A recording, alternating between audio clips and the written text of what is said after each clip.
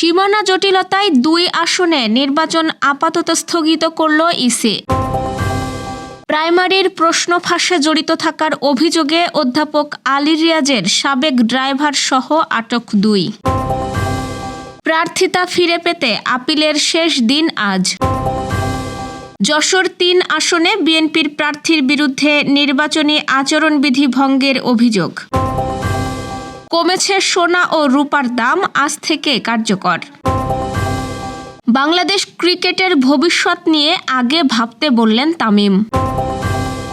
বিশ্ব ব্যবস্থাকে ধ্বংসের মুখে ঠেলে দিচ্ছে মার্কিন প্রশাসন, মন্তব্য জার্মান প্রেসিডেন্টের। দর্শক, শুনছিলেন দিনের খবরের প্রধান শিরোনাম, এবার বিস্তারিত।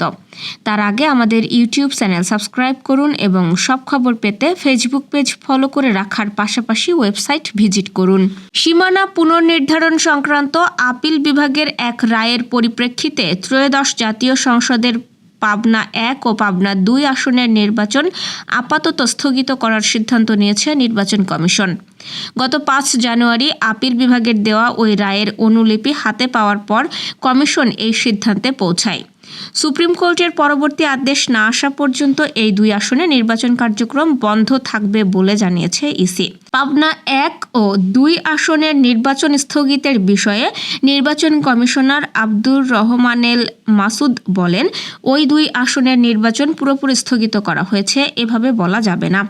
আমরা আপাতত স্থগিত করার সিদ্ধান্ত নিয়েছি। সুপ্রিম কোর্টের পরবর্তী আদেশ না আসা পর্যন্ত এই 2 আসনের নির্বাচন স্থগিত থাকবে।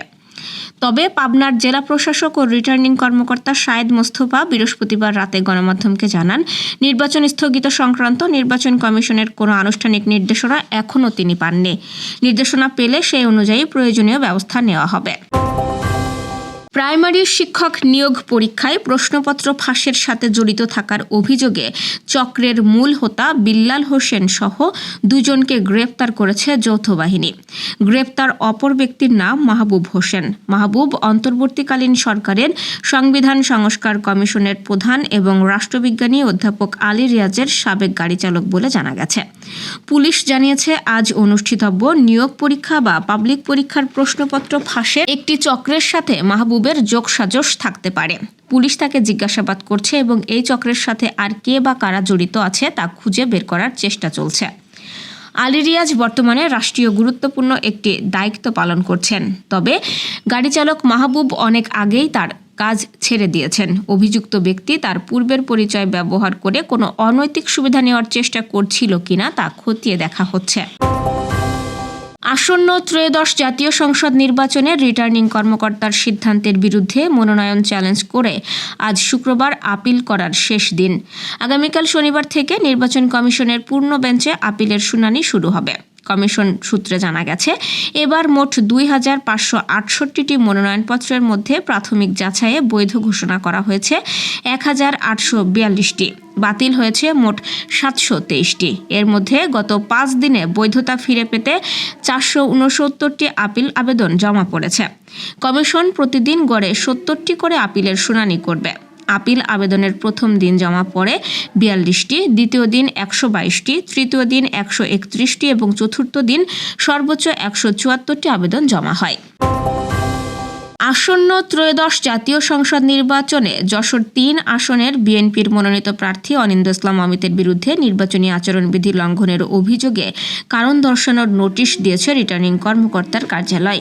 তীব্র শৈত্যপ্রবাহের মধ্যে ব্যাপক হারে কম্বল বিতরণের মাধ্যমে তিনি এই বিধি ভঙ্গ করেছেন বলে অভিযোগে উল্লেখ করা হয়েছে।